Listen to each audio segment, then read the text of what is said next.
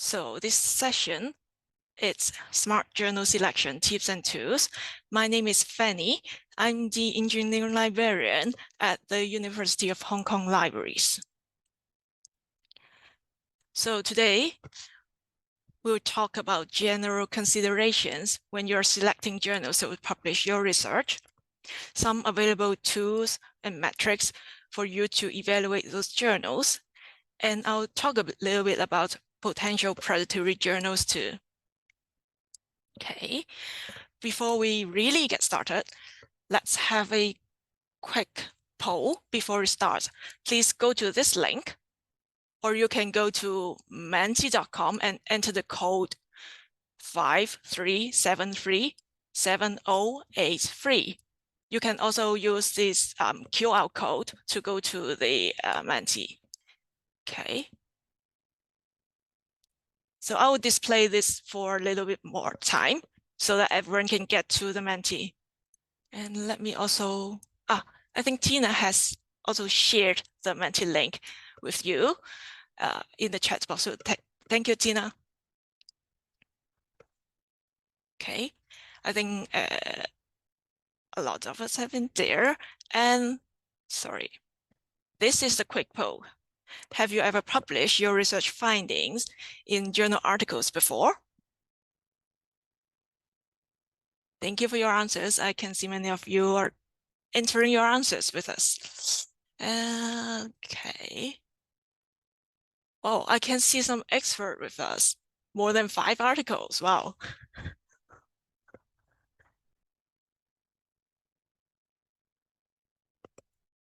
Okay, do we have more answers from you?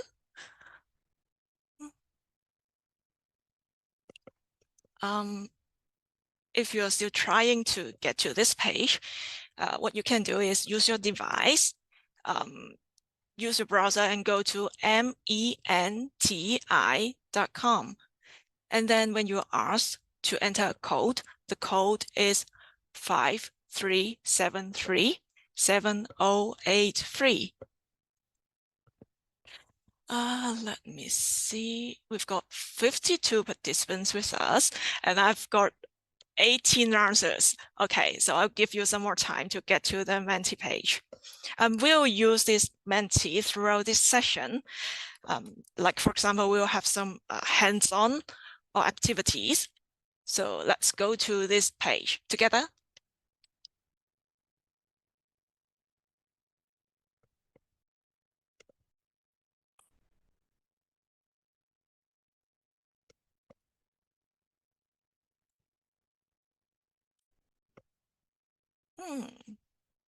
Okay, we are seeing 22 answers from you.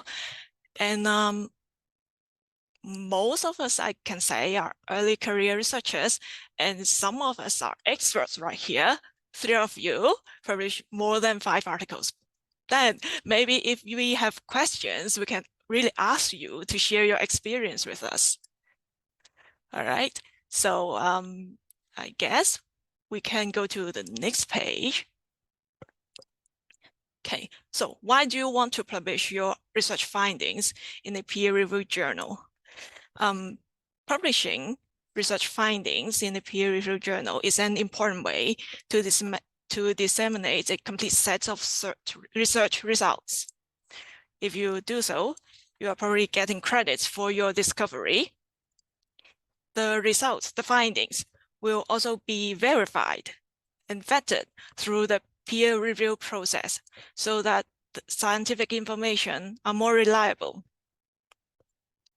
Also, it can also promote the reuse of knowledge by other researchers to advance science. And then the later researchers are, of course, obliged to recognize the discoverer by citation. That means citing your discovery. Okay, so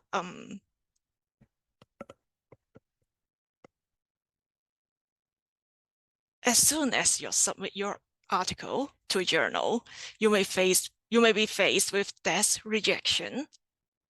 And if desk rejection is a new concept to you, let me explain a little bit here. Desk rejection means that your manuscript is turned down by journal even before peer review. Here are some comments from different editors on desk rejection. So why do they desk reject some manuscripts? Like, for example, they think it's unclear that how this paper contribute to period prior literature. And then the reason is that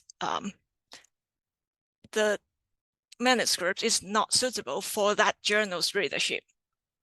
And sometimes they can't find competent reviewers at that journal for your manuscript. And of course, there are some other issues like publication ethics issues, including like duplicate publication or self-plagiarism. And sometimes it's about language or formatting. And then those reviewers may complain that the papers they need to evaluate are difficult to read.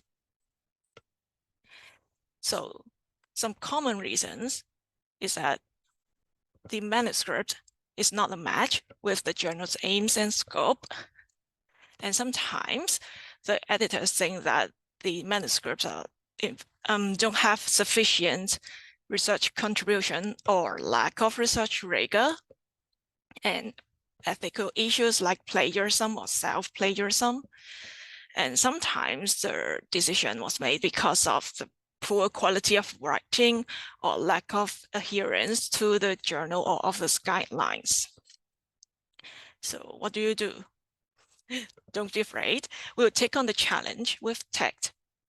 So here are some criteria that you can consider when you're selecting a journal to publish in, including aims and scope, editorial policy, including peer review policy or open access policy.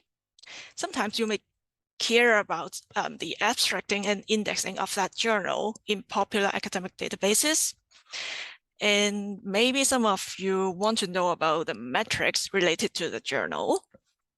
And for most journals, you can find these information at their homepage. So let's start with aims and scope. The easiest and quickest way to get your manuscripts rejected, that means desk rejection, is to write about something that the journal does not publish. So what do? You can read carefully the aims and scope of your target journal, or you can skim through the recent papers. One thing you can do is to check your own reference list. That means the reference list of your manuscript, to get an idea which journals are more relevant to your manuscript. And you may even consider which journal to target at when you develop your research ideas and start drafting your manuscript, right? So here are some examples of what the aims and scope of a journal look like. At the left-hand side, it's a screen capture of science robotics. It's a journal with more specific areas of interest, as you can see. Like, for example, it's published about bio-inspired robots, nanorobotics, robotics and medicine, etc., etc. And at the right-hand side is a screen capture of science. So what does science publish? It welcomes submissions from all fields of science and from any source.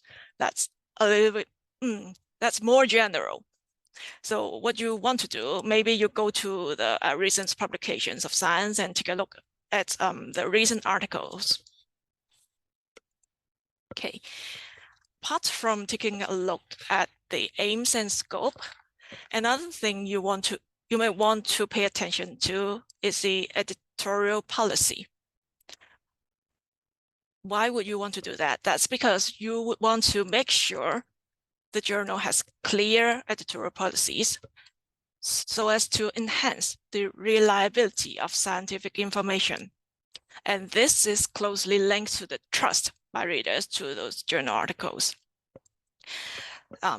Editorial policy may include research ethics, or peer review, open data code, and about reproducibility.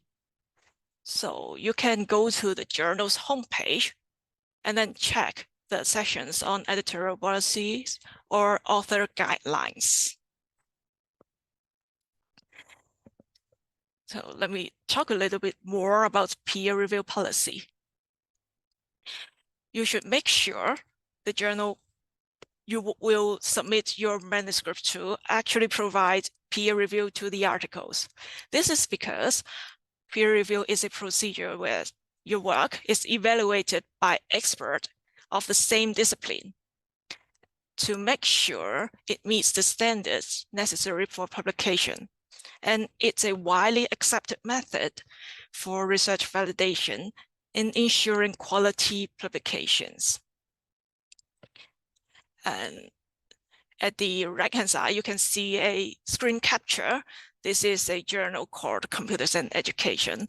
In its guide for authors, it states that the journal will have a peer review process, which is double and normalized review process, etc., etc. And here comes the very first tool.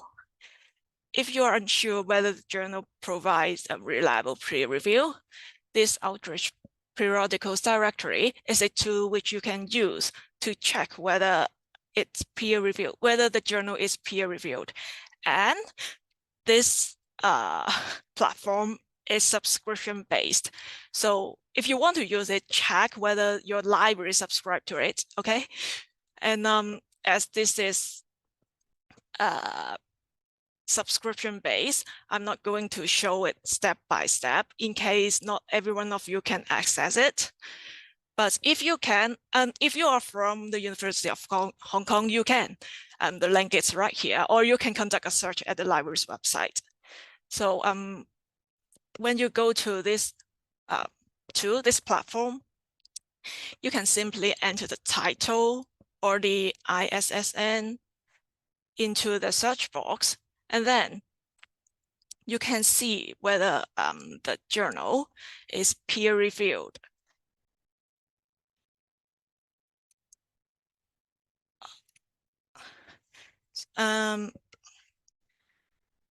Here, as you can see, this icon, like a book, if there's an icon for that journal, that means it's peer-reviewed, okay? If you go to that platform and see a column named reviewed, it's not about peer review. It's a designation in this platform talking about this publication has been reviewed or recommended by the librarian contributors of magazines for libraries. So look for this book icon, and then the name of this icon is called refereed. Okay.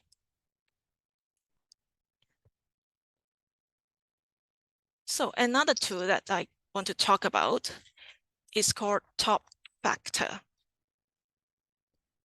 And this top factor is free for everyone to use. When you go to this top factor, you can find information related to rating of journals' editorial policies on transparency, reproducibility, openness, which are very important to build trust in empirical science.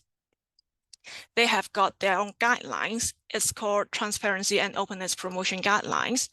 Those criteria include data, code, material transparency, etc., etc. And then they award journals 0 to 3 points for each measure. For example, data transparency. If a journal got 1 point, that means the journal requires the authors to disclose whether or not their data are available.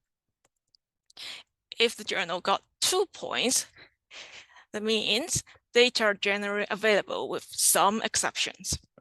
If the journal got 3 points for this data transparency, it means that the journal actually independently checks the data to make sure it corresponds with reported results.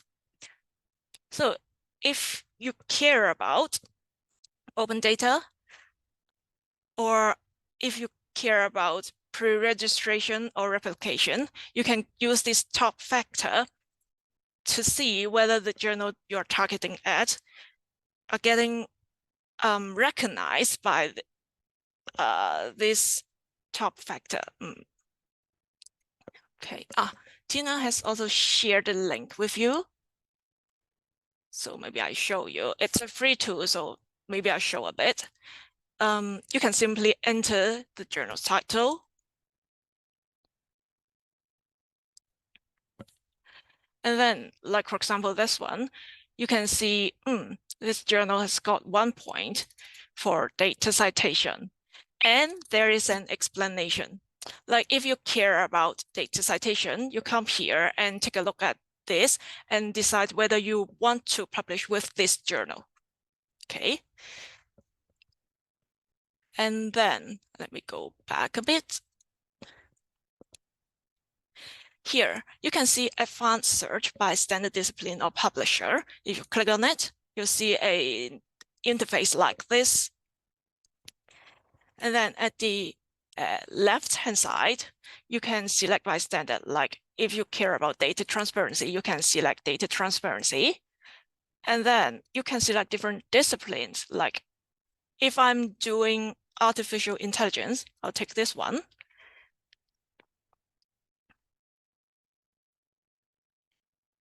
And here, we can see different titles in order of points by data transparency. If I want to know more about it, I'll click on it and then see its profile here. So it's a tool which helps you to evaluate the editorial policies of a journal. Okay, let me go back. Okay, so I have finished the part on editorial policies. And let's move on to abstracting and indexing. So as an author, I'm sure you want your research to be discovered and read by others, right? So if a journal is indexed by major bibliographic and citation database in your field, it can enhance the opportunity of discovery by your target readers. Okay, here are some examples of famous popular abstracting and indexing services by field. Like for multidisciplinary resources, maybe users or researchers will use academic search. In Hong Kong U, it's as academic search complete. In your institution, maybe it's called academic search, some other names. And sometimes researchers will use Scopus. And like, for example, if you're doing science and engineering, perhaps you use Web of Science, SCIE, that is Science Citation Index Expanded. And some other popular ones are CAS, Chemical Abstract Service. The platform is called SciFinder. The service is called Chemical Abstract Service. It's useful for you to discover chemical related information. And Compendex, it's used to be called EI, Engineering Index. The new name is Compendex. If someone uses EI very often, then it's actually called Compendex right now. And InSpec are popular engineering related abstracting service. For maps, maybe you use MapSciNet. Okay.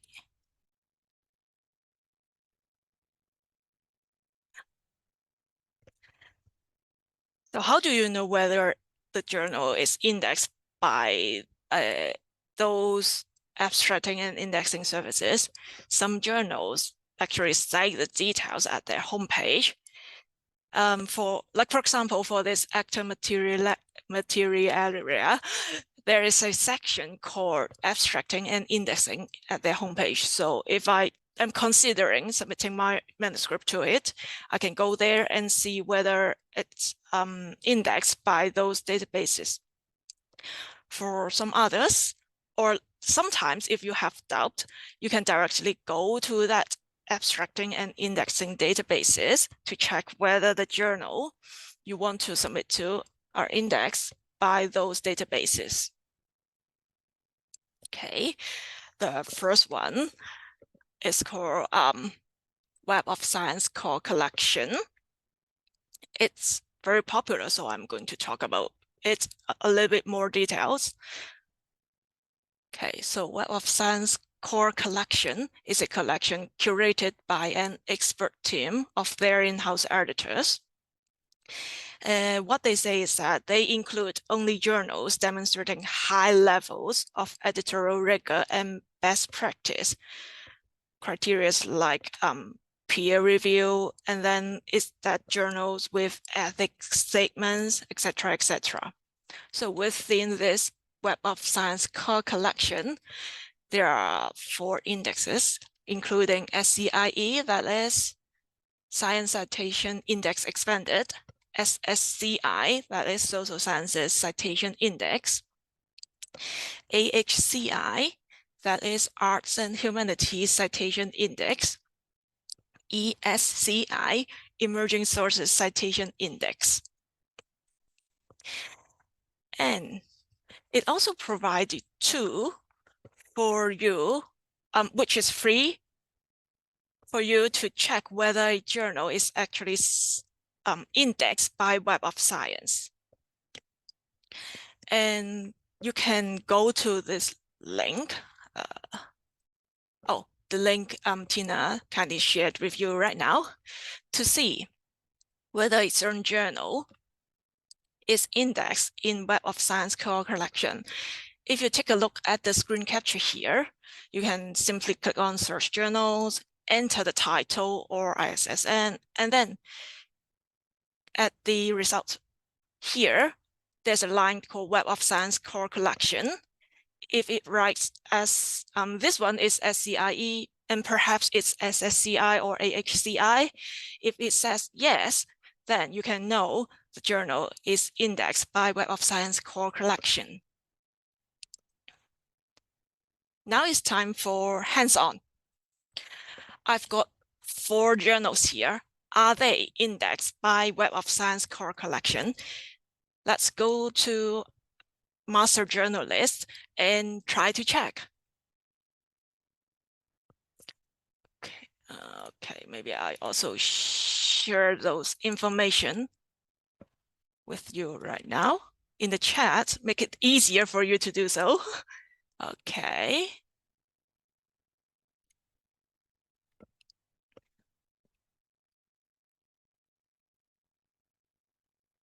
So if you are not at the Menti right here, you will go to menti.com. When you're asked about the code is 53737083. Thank you, Tina, for sharing the link. And what we are trying to do here is to go to master journal list and see whether these 4 journals are indexed by Web of Science core collection. And maybe I do a quick recap here. There are 4 indexes under Web of Science core collection, which are AHCI, ASCI, SCIE, and SSCI. So let's have some. I can't see any answers from you yet, but maybe you need some time. Let's take our time and try to see whether they are indexed by Web of Science core collection.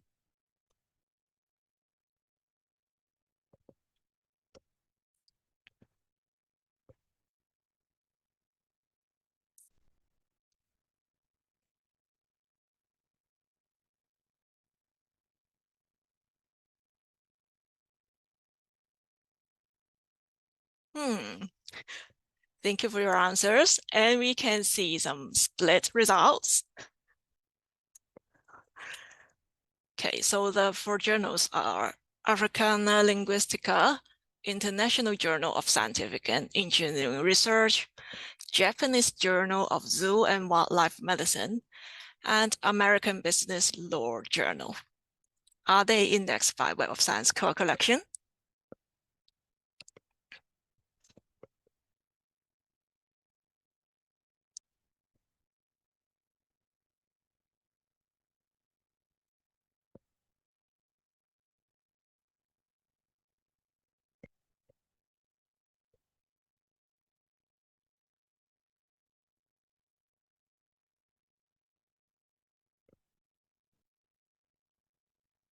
Let me see.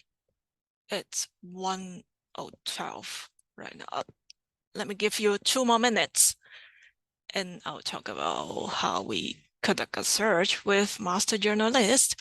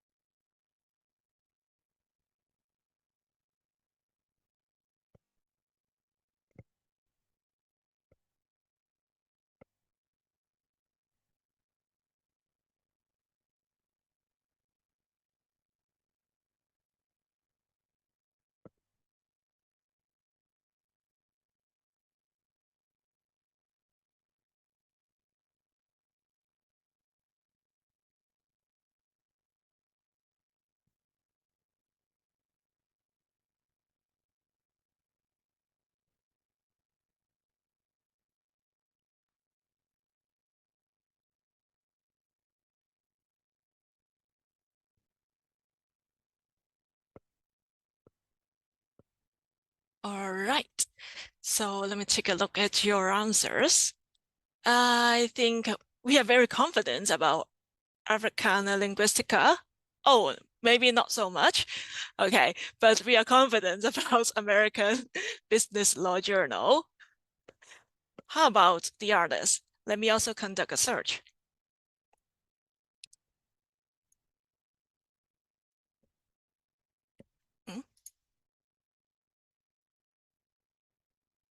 Okay, so let me also go to master journalist right here. And the first one, Africana Linguistica, I'll use the ISSN to make it faster. Go. So I can see it's an exact match. The name is Africana Linguistica. And here, this line, Web of Science core collection, and it says it's in SSCI and it's in AHCI. So we are confident that it is. All right. And let me go to this one. Let me try with the ISSN first. So I can't find it. Maybe I try again with the title.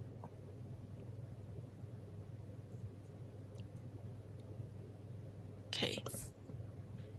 So here, they are not exact match of this one.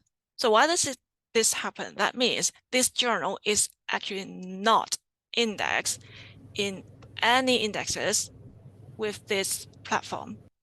That means it's not in Web of Science core collection, okay?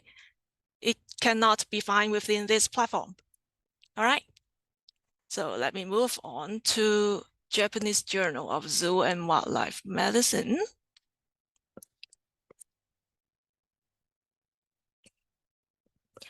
It's right here.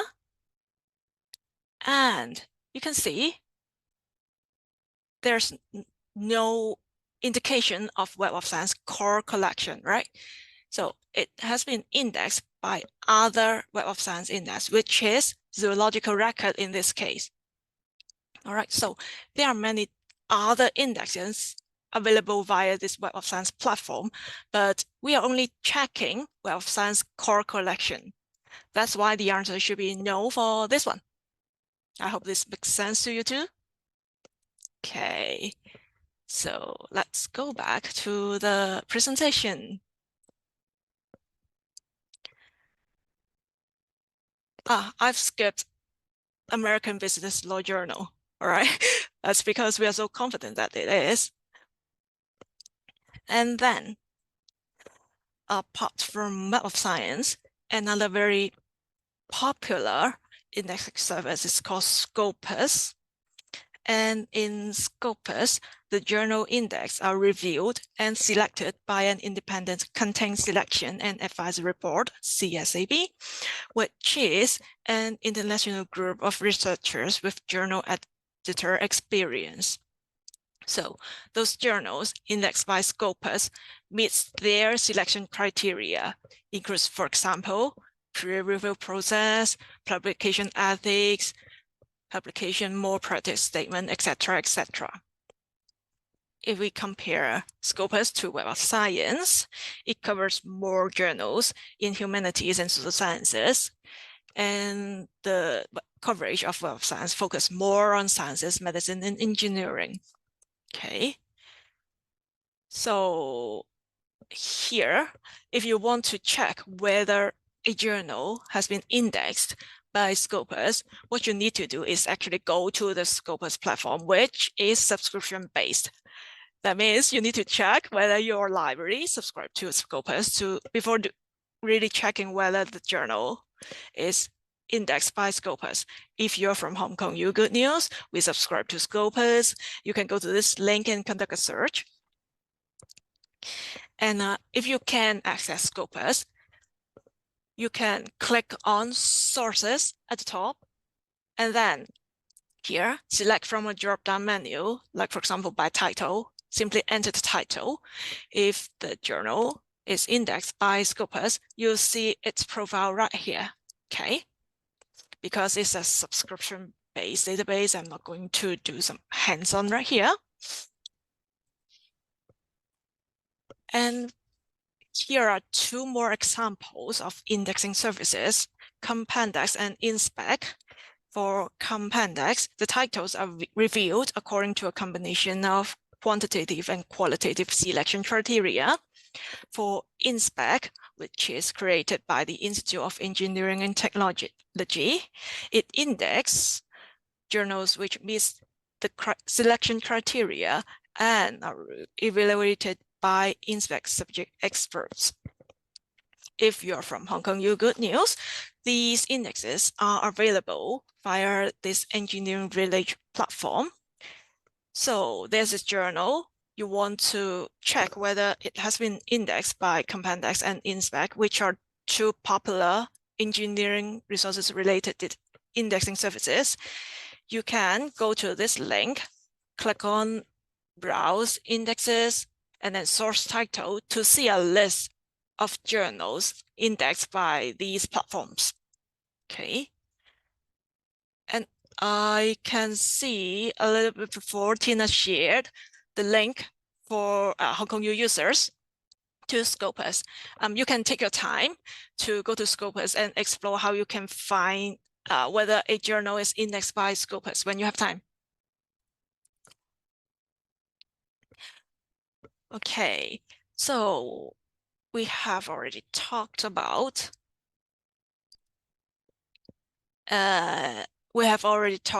abstracting an index service. Why you want to know whether the journal has been indexed by those databases is because scholars, researchers, peer researchers will use those services to discover information or prior research related to their current research in their field. So making sure that the journal is indexed by those popular databases is making sure that your research can be found by peer researchers, okay? And the next thing I'm going to talk about is journal metrics. There are many different kinds of metrics or data related to a journal. Some elements may be of important to you are turnaround times and acceptance rate. Some journals are really very transparent and share the numbers on their homepage. For example, time to acceptance publication or acceptance or rejection rates. Sometimes they will also show the downloads or journal impact factor. And at the right-hand side, here are some examples I can find, like for actor materialia at the journal insights part. They simply show the publishing timeline so that you have an idea if you submit your manuscript to them, how long you should wait before you know whether the journal can be published. And the second screen capture is from Science Family Journals. It shows the number of submissions they received, the review rate, That means how many manuscripts actually go to the peer review process. And they also show the acceptance rates. That means how many manuscripts are actually accepted and be published to the journal. Okay, so the first thing you may care about is the acceptance rate. The first thing you can do is go to the journal homepage and see whether they share that kind of information.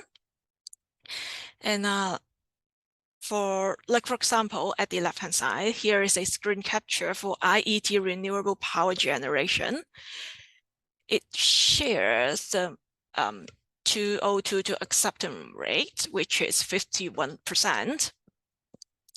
And at the right-hand side, at the top, Nature, the journal Nature, share in the for authors editorial criteria and process part under who decides which papers to publish. It says that in Nature, only 8% of submitted manuscripts will be accepted for publication.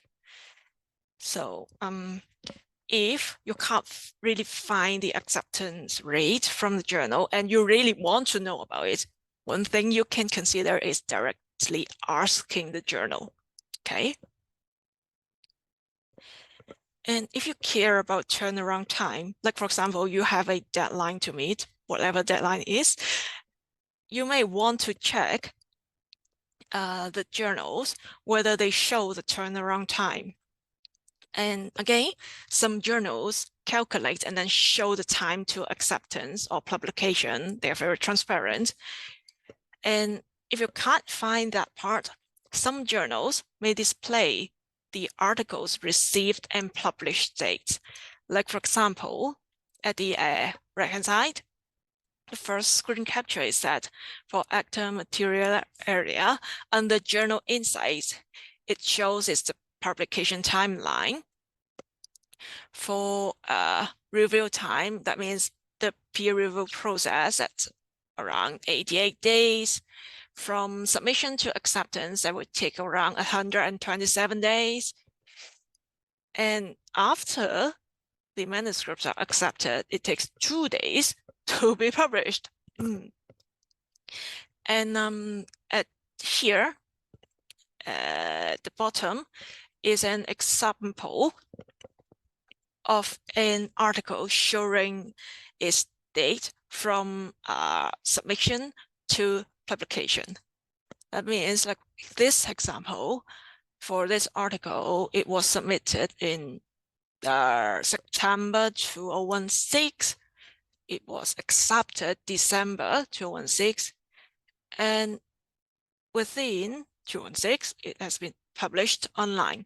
So if you can't find like average publishing time from the journal's homepage, you can try to see whether the journal share this kind of information so that you can have a rough idea how much time will be needed to get published with this journal. Okay, for some others, you may want to, if you really want to know, you may hope to ask your supervisors or colleagues for their experience.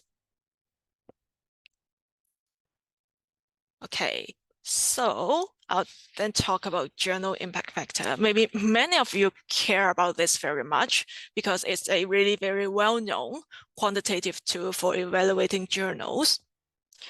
And the method is that it measures citations received in the current year divided by articles published in previous 2 years. So the basic concept is that it's about how many citations are those articles receiving, okay? It's based on number of citations received. And one thing you may want to note that is that impact factor is all about journals. It's not about a researcher. It's not about a publisher or an institution. So it's all about journals. Only journals will receive an impact factor. And this impact factor is very popular, but it's also very much debated. citations are not the same as quality. And it's basically not useful to compare across different subject fields. That means a journal in mathematics, and then there's another journal in in policy. Then there's no use comparing these journals because they are in different fields. Okay. And this journal impact factor is updated annually.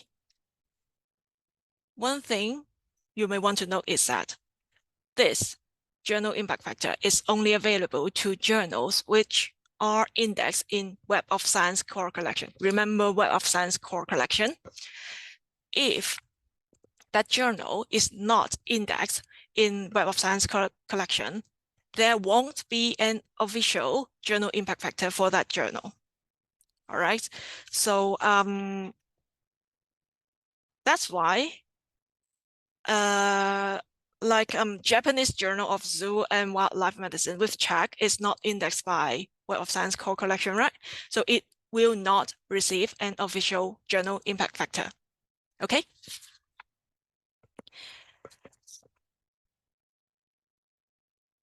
And how do we check journal citation the journal impact factor for a certain journal? The tool or the platform is called Journal Citation Reports. And again, it's subscription-based. If you want to know whether you can use this platform, go to your institutions, go to the library and check whether it's available via your library. And if you're from Hong Kong U, yes, we can use Journal Citation Reports. I can see Tina has just shared with you the link to Journal Citation Reports at Hong Kong U. If you can access Journal Citation Reports, then you can simply enter the journal title or ISSN at the search box. And then from the drop-down menu, the pop-up, you can select the desired journal, click on it to see the journal profile. And from the journal profile, it's at the right-hand side. An example screen capture is at the right-hand side.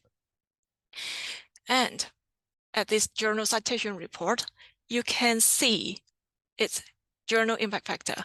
And journal impact factor is calculated every year. That means for different years, you'll have different journal impact factor, okay? And here comes some extra tips. You can also use this journal citation reports to find journals in a category. And the category is decided by the platform. Okay, what you can do if you can access that platform is that at the top, select journals, and then at the left-hand side, click on this filter button, click on the categories button, and then put a tick on the category that you want to select and apply. And after this filtering, you can sort the journals by journal impact factor, by percentage of gold OA articles, etc., etc. So this is one way that you can find journals in a certain field within journal citation reports and sort them by journal impact factor, etc. You can take a look at the list and consider whether you want to publish with those journals. Okay. Remember that journal impact factor is only available for those journals indexed by Web of Science core collections. For others, some of them may have a metrics called site score. This site score is again a very simple way of measuring the citation of impacts of journals and based again on citations. So it's calculated by number of citations to the documents by journal over 4 years divided by the number of documents published in the same 4 years. It's updated annually. So here site score is only available for those journals indexed in Scopus. All right, so maybe for some journals like in social sciences or humanities, it has been indexed by Scopus but not Web of Science core collection, then it will have an official site score but not an official journal impact factor. Okay.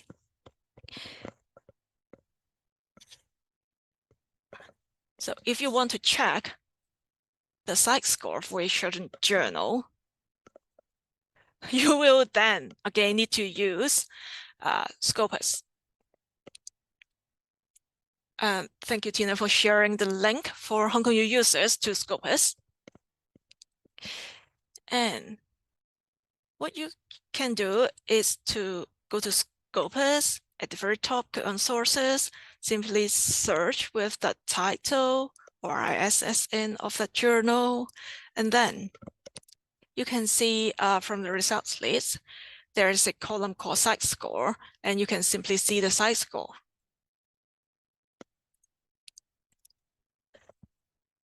For Scopus, you can also find journals in a subject. For those who can access Scopus, you can go to Scopus again, click on sources, and then at this drop-down menu, select subject area, and then there is a drop-down menu here. You can simply take the area of interest, and this subject area only applies to Scopus. That means the subject area here is different from that in Web of Science, okay? And then, like for example, I'm interested in civil and structural engineering. I put a tick here and then click on apply. I can see a list of results that Scopus consider related to this subject. And then I can sort the results like by site score, by number of citations, by number of documents, etc. This tool may be helpful if you want to find journals maybe considered related to your subject area and take a look at their site scores, citation documents, etc., etc. Okay, so I've finished talking about journal metrics. Maybe I will do a quick recap here. There are many different kinds of metrics related to journals. If you care about acceptance rate or turnaround time, go to the journal homepage, take a look at the journal homepage to see whether they actually share that kind of information. For other metrics, other popular metrics related to citations, you need to go to that database for, like for example, for journal impact factor, you need to go to Web of Science, the platform, to see, to check whether the journal is indexed by Web of Science core collection, and what is the journal impact factor for that journal within that platform. And the same applies to site score. Site score are only available for those journals indexed by Scopus. Okay, so the next part I'm going to talk about is open access policy. You can check most of the time the open access policies from the journal's homepage. Like for example, if you want to make your article immediately open access, how much money, that's called article processing charges, you will need to pay to the journal to do so. So what are the available copyright or Creative Commons licenses? So if you don't have the money to pay, can you self-archive your article to your institutional repository or other preprint servers? That kind of policy that you may want to check. This is especially important when there are requirements like from your institution, from your country, from your funders on making your research outputs open. Okay. And if open access is a new idea to you, I'll quickly talk about what it is. And if you know about open access, that's great, that's wonderful. And open access to publication is that you publish your research outputs to break the barriers of both cost and usage, and aims to benefit scientists and society as a whole to help solve complex social, environmental, and economic challenges. So there are two barriers you need to break. The first one is about cost. If you publish open access, your research findings are freely available to the public immediately. That means everyone from all over the world can read your research finding immediately for free. The second barrier is about the rights. That means if you publish open access, the copyright is not transferred to the publisher. You keep the copyrights, but sign a Creative Commons license. With that license, other people, other researchers can reuse your research findings. Okay. And if you're from Hong Kong U, there is a mandate for you to make your research output open access.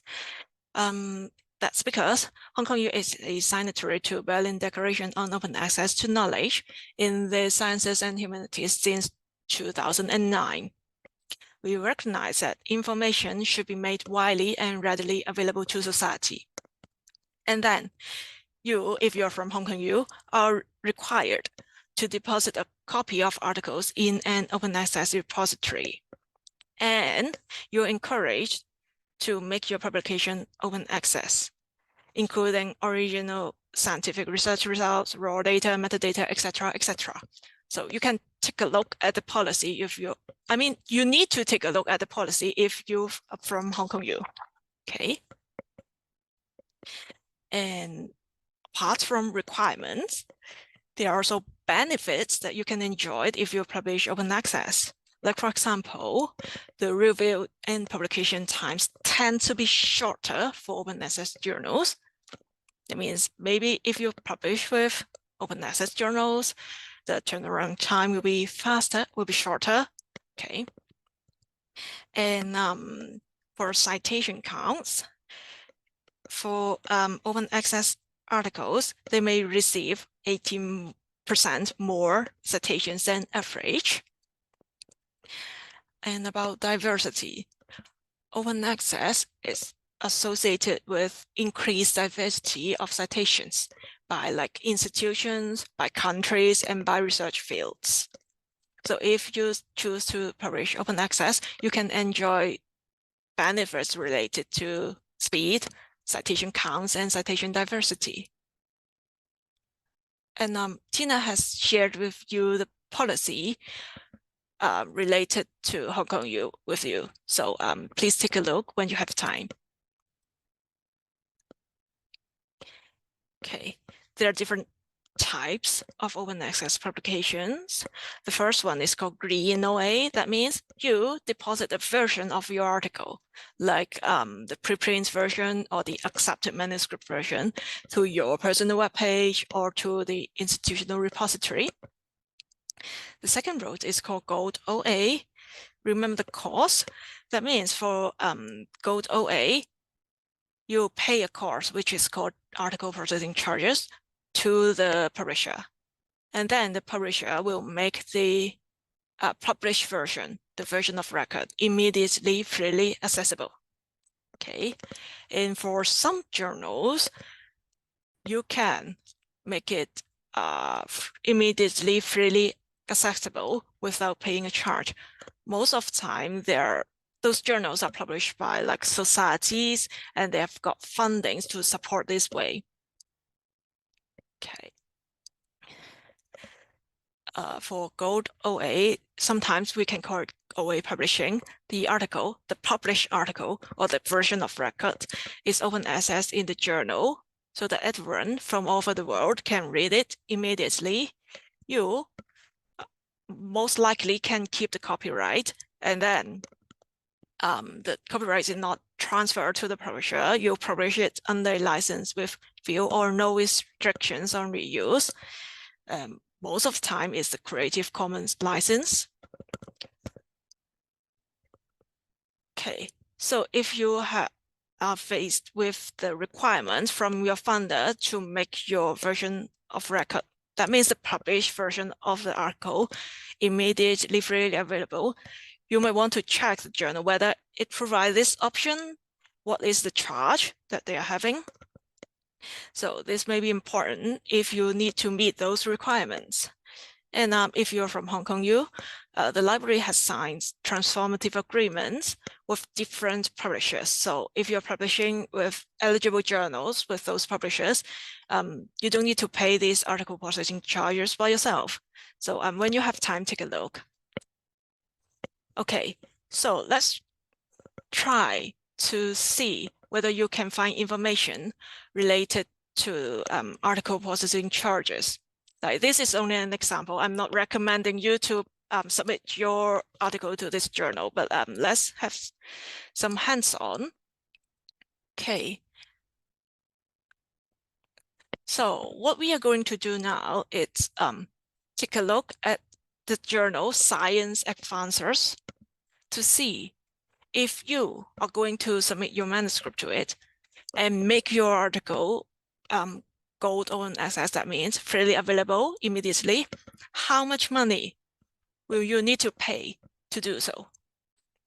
Okay, well, we have already seen answer from you already. Okay, so Tina has also shared the link to that journal with you in the chat. Give it a try to see whether you can find the information related to open access. And here we are talking about base APC, not about discounts or other things.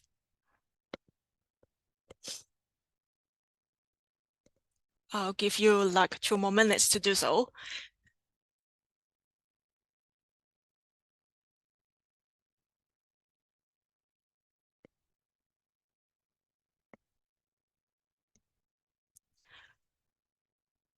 What we are trying to do here is try to see whether we can find information related to open access. For this example, that's the article processing charges to publish with Science Advances.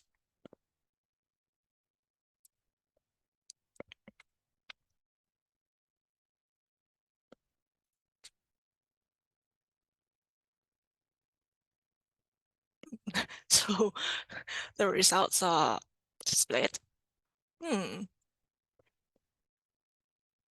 And I've only got 7 answers. Maybe I'll give you 2 more minutes to have a look to see whether you can find the related information.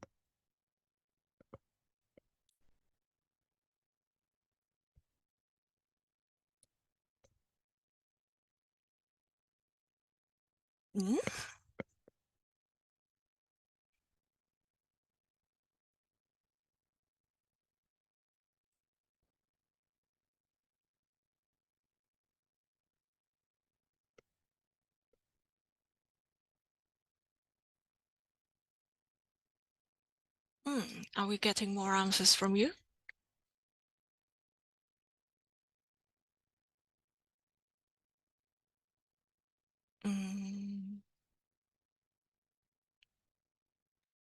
Okay, so most of you think it's for $4,950 and let's have a look together. Okay,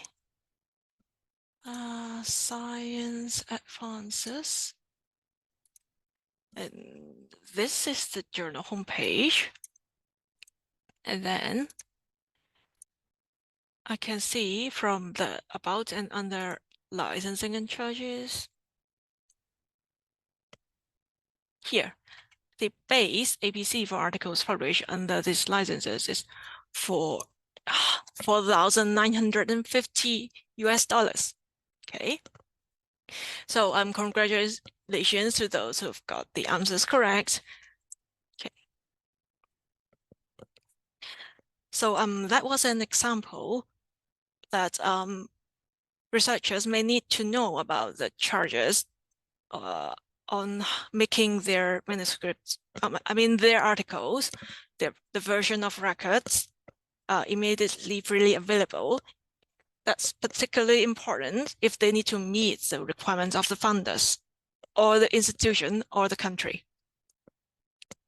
Okay, apart from gold OA, another route is called green OA. And for green OA, it's sometimes called self-archiving. It's about posting a version, most likely the preprint version or accepted manuscript. That's the version before typesetting, and the version after typesetting is the published version, or sometimes we call it version of record, and make it freely available for the public. Different publishers may have different self-archiving or preprint policies. Here is an example. For Nature portfolio journals, authors are encouraged to post their preprints on preprint servers, your own websites, or institutional repositories. And then about accepted manuscript, authors are allowed to self-archive the accepted manuscript on the personal website, in the funders or institutional repositories for public release 6 months after publication. That means if you're required to share your research findings and you have decided to do it in a green OA way, if the article is published with Nature portfolio journals, what you can do is to wait for 6 months and then submit the accepted manuscript to your own webpage or to the institutional repository. And if this institutional repository term is new to you, if you're from Hong Kong U, our institutional repository is the Scholars Hub. Okay, I think for many different universities, you've got your own repository. So check your library's page to see if you can find more information if you need. And also for Nature portfolio journals, the accepted manuscript cannot be released under a Creative Commons license.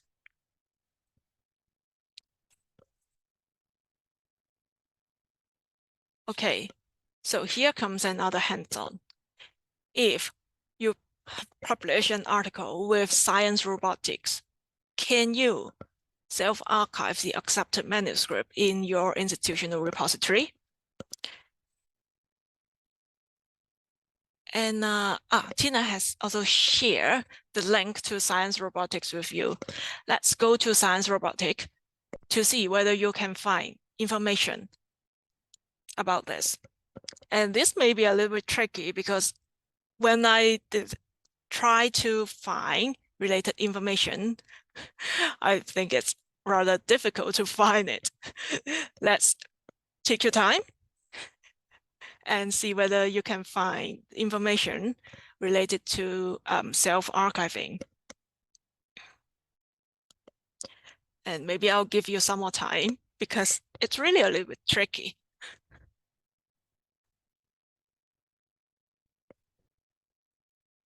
Tina has also shared with you the link to the journal's homepage. You can go to the chat, click on the link to see whether you can find this piece of information from the journal's homepage. And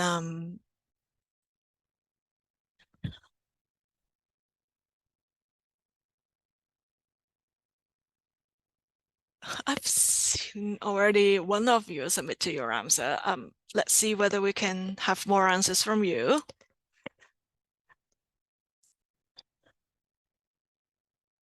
And because we are running, we'll soon be running out of time. So let's be fast and effective.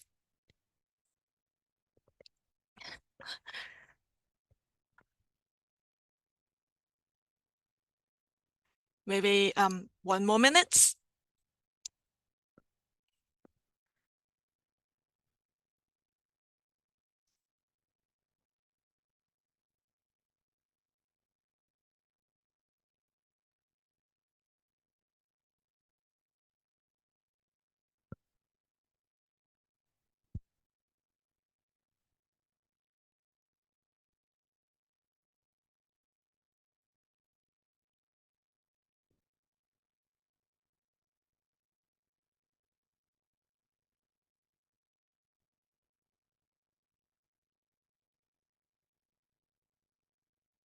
Do we have more answers? Okay, so I can see there are different answers from you. Maybe let me go to science robotics and take a look. Okay, let me go to science robotics. And then it's under editorial policies.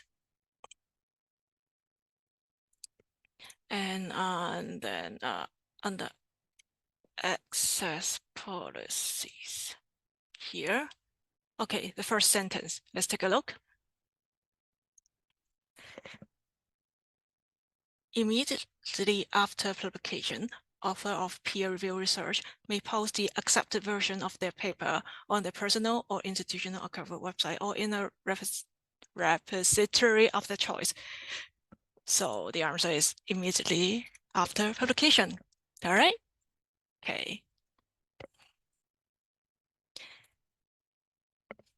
So the thing here is that if you're required by your funder, your institution, or the country to make your research output open access, you should check the journal, whether it provides a road to gold open access or whether it allows green open access, okay? And for this part, I will talk about a little bit about predatory journals. So if predatory journal is something new to you, predatory journals are fraudulent, deceptive, or pseudo journals. They are those journals with deceptive and dishonest practices. Most of the time, they falsely claim that they are offering peer review, but it actually publishes all articles, regardless of research rigor, as long as you pay them a fee. And they are of questionable and downright low quality.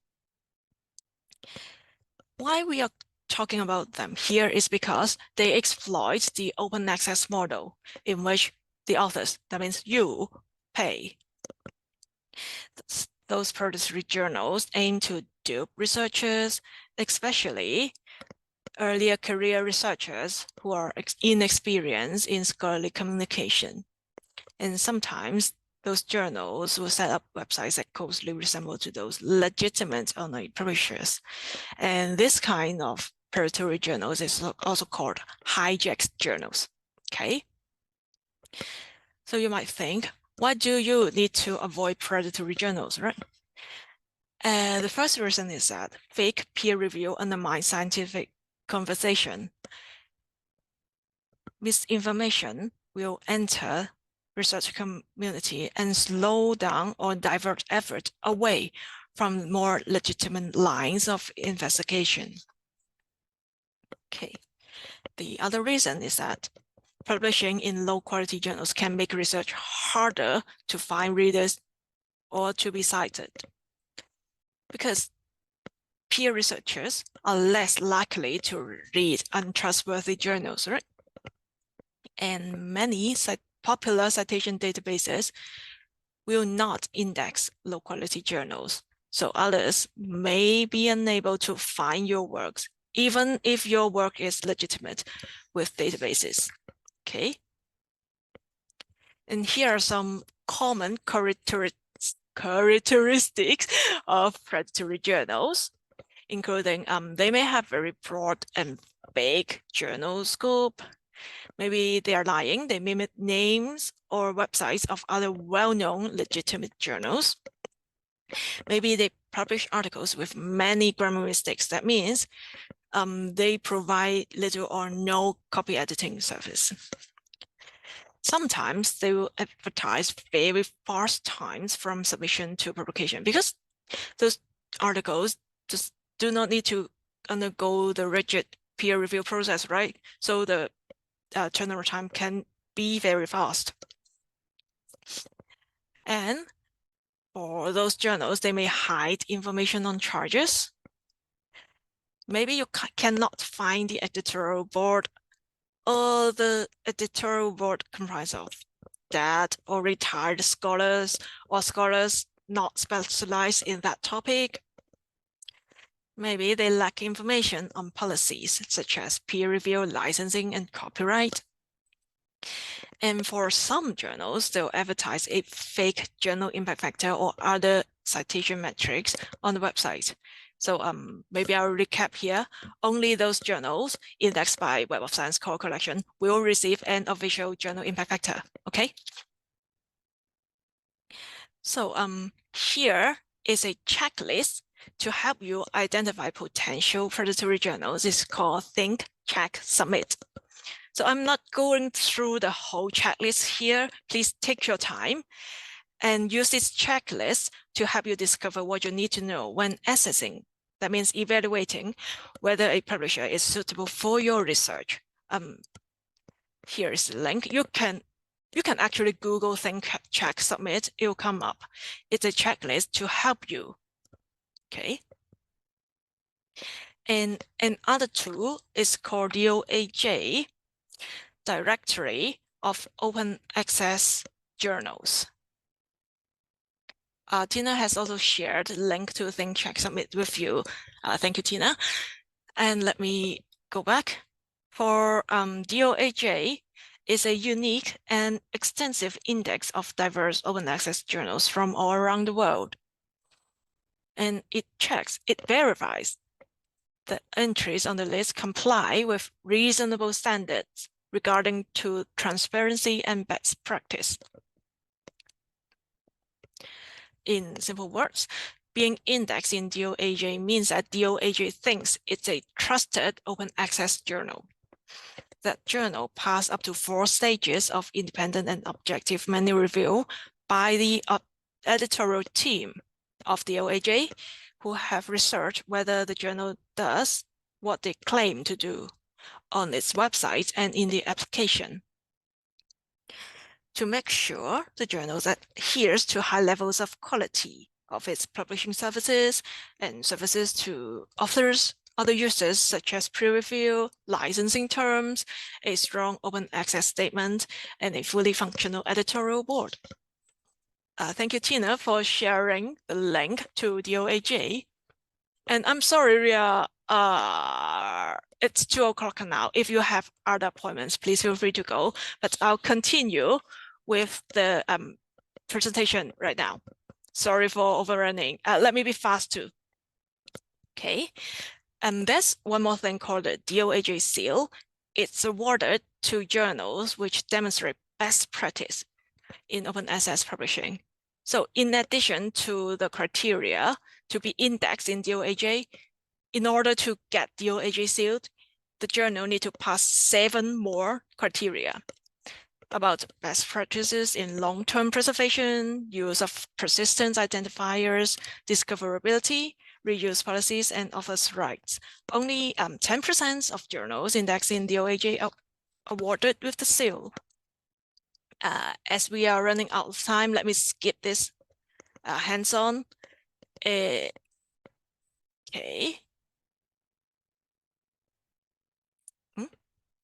Yes.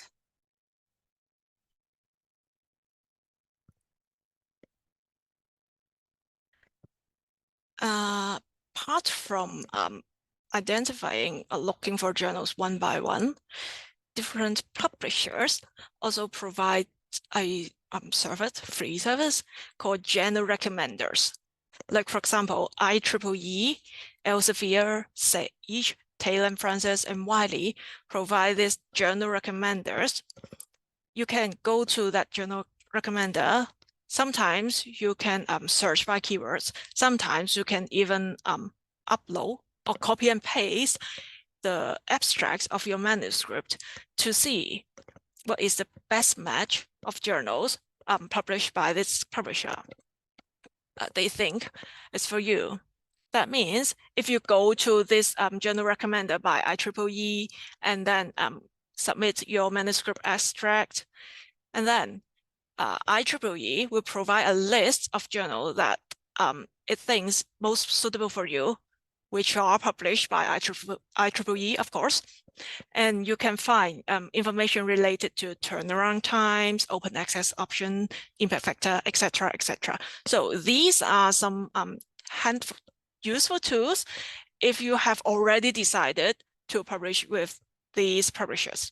So maybe you can use all of them to see what different journals they are recommending to you, and make a decision after like checking the aims and scopes, checking the editorial policies, checking open access policies by yourselves. So here comes the last page of this presentation. The key takeaways is that you can consider the aims and scopes to see whether your manuscript actually fits the readership of the journal. And you check the editorial policies and consider whether the journals are trustable. If you publish in journals indexed by major abstracting and indexing services, your research findings are able to reach your target audience. Some of the more popular ones are Web of Science and Scopus. Journal impact factor and size score are two popular and disputed metrics to measure impact of journal. They are both citation-based. And you can check whether the journal offers an open access options or allows self-archiving, especially when you need to meet the requirements of your country, institution, or funder. Predatory journals falsely claim to be offering peer review, but actually publish everything for a fee. The Think, Check, Submit checklist is a useful checklist to help you avoid potential predatory journals, so that you can make sure your research findings are published with trustworthy journals. And this is the end of the training. Sorry for overrunning. Please let us know what you think. And you can use this QR code right here. And then maybe let me share the link to this comment questionnaire. Oh, thank you, Tina, for sharing the link. Please let us know what you think. In the meantime, if you have questions, you're welcome to ask. Maybe I'll stop sharing so that you can feel free to ask questions. Let me stop recording.